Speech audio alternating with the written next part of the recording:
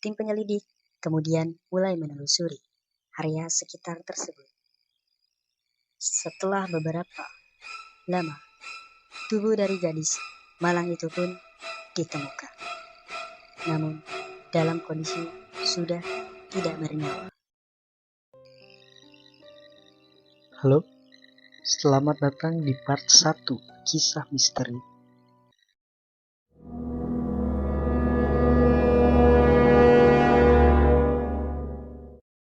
Kasus pembunuhan seorang gadis berusia 14 tahun di Las Vegas pada tahun 1989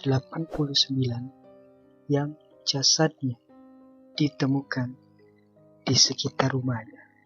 Barang bukti yang minim, hanya ada sedikit DNA saja yang ditemukan, dan para pakar menyebutnya sebagai jumlah DNA paling sedikit yang pernah digunakan untuk memecahkan suatu kasus pembunuhan. Dan inilah kronologinya.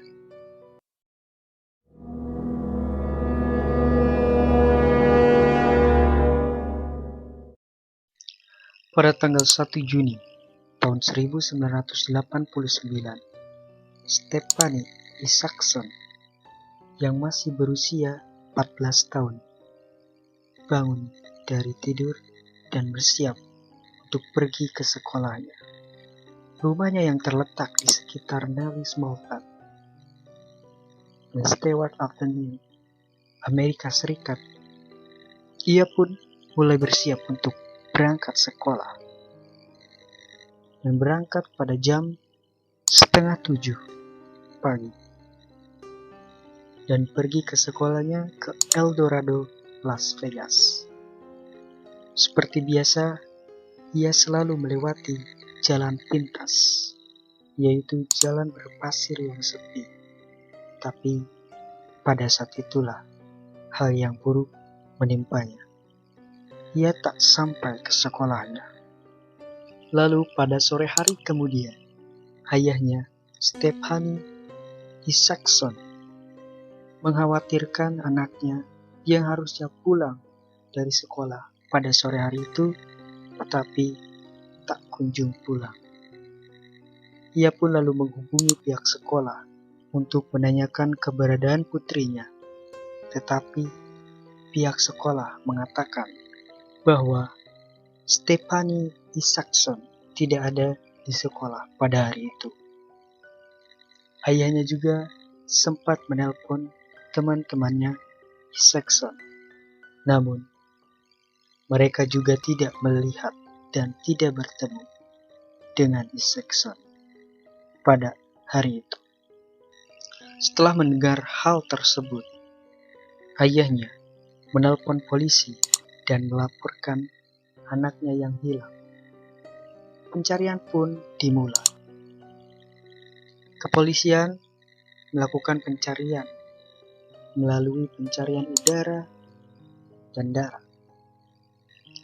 Lalu pada malam harinya, sekitar pukul 8.40 menit, penyelidik kepolisian mulai menemukan buku dan barang-barang sekolah Isaacson di daerah jalan berpasir di dekat rumahnya.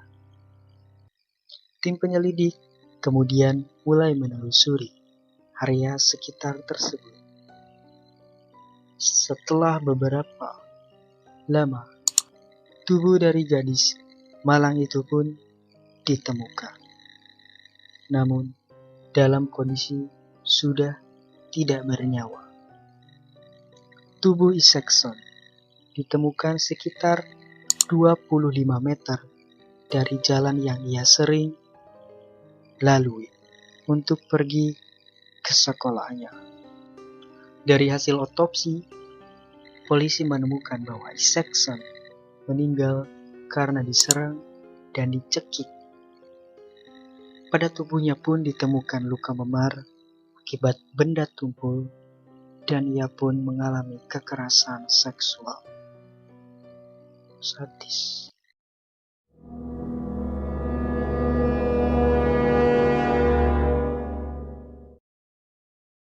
beralih ke barang temuan. Seperti yang sebelum-sebelumnya, barang temuan yang pasti udah ditemukan itu ada barang-barang sekolahnya, yaitu buku dan perlengkapan sekolah lainnya lah. Di barang bukti itu tidak ditemukan hal-hal yang janggal.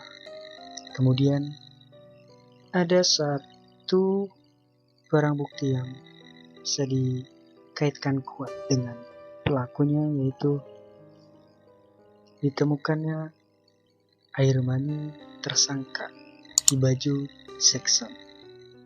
Namun DNA yang ditemukan sangatlah sedikit. Hal inilah yang menyulitkan pihak kepolisian untuk menemukan pelaku pembunuhnya. Tambah lagi, teknologi pada saat itu belum cukup dan masih terbatas. Berbagai upaya pun mulai dilakukan untuk mencocokkan DNA yang ditemukan di baju Stephanie Isaacson. 9 tahun kemudian, pada tahun 1998, laboratorium Departemen Forensik mencoba menguji DNA-nya lagi. Dengan teknologi pada saat itu, akan tetapi, hal itu tidak mengubah apapun. Departemen Forensik tidak menemukan apa-apa. Lalu 9 tahun kemudian lagi, yaitu pada tahun 2007, uji coba juga mulai dilakukan dan berhasil mendapatkan profil DNA. Profil DNA tersebut kemudian diunggah ke database FBI. Namun, tetap saja belum membuahkan hasil. Pelaku pun belum bisa diidentifikasi sepenuhnya. Kasus terbunuhnya Stephanie Isaacson menemui jalan buntu, dan polisi pun akhirnya menutup sementara kasus ini karena kurangnya bukti yang hingga hampir 30 tahun kasus ini belum terpecahkan.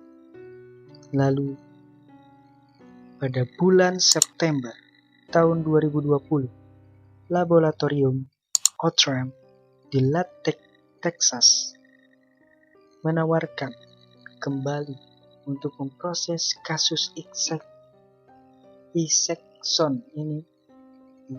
Pemeriksaan ini akan menggunakan teknologi baru, yaitu pengurutan genom. Oke, buat yang belum tahu, gue juga search di Google. Pengurutan genom itu yaitu proses menentukan urutan DNA lengkap dari suatu genom organisasi pada satu waktu. Ya, pengurutan mungkin enggak cocok enggaknya atau tes ini pun dilakukan secara gratis berkat sumbangan dari donasi warga setempat. Keren sih.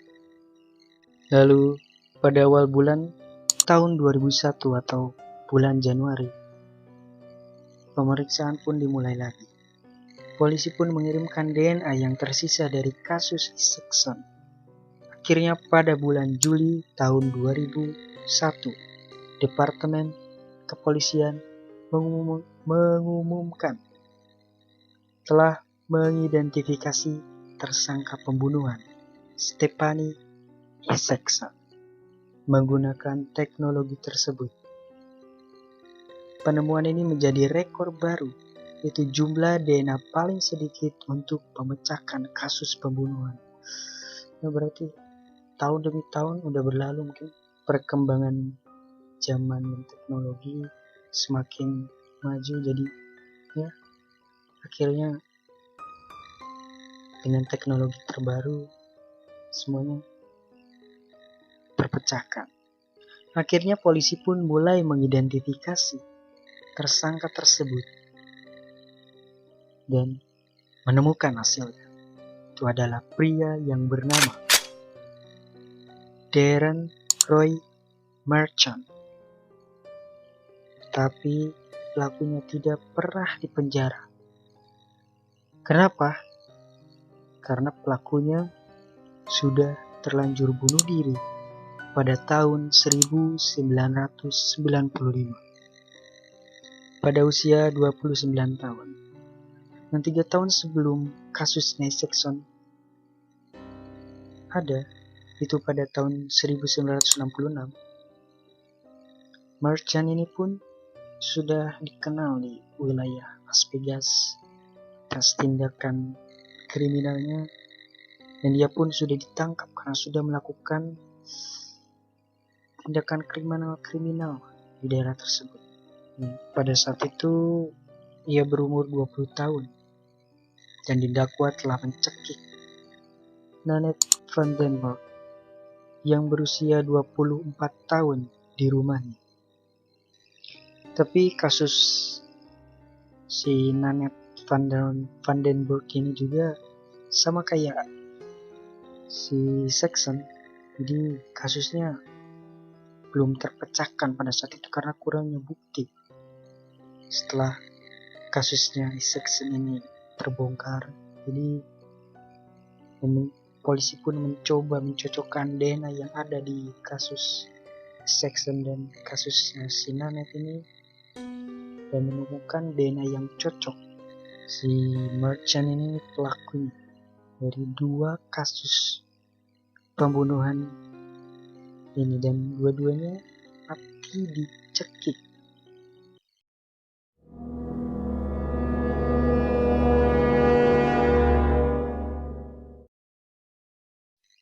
Lanjut ke motif,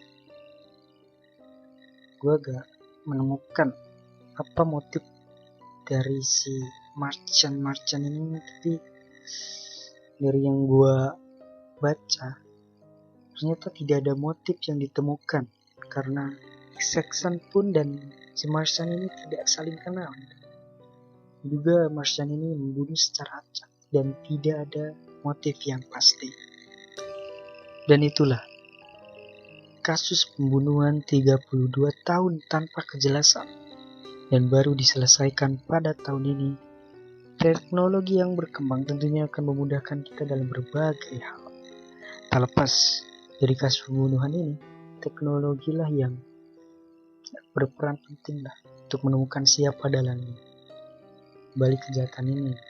Walaupun hasilnya pelaku tidak bisa ditangkap karena sudah bunuh diri.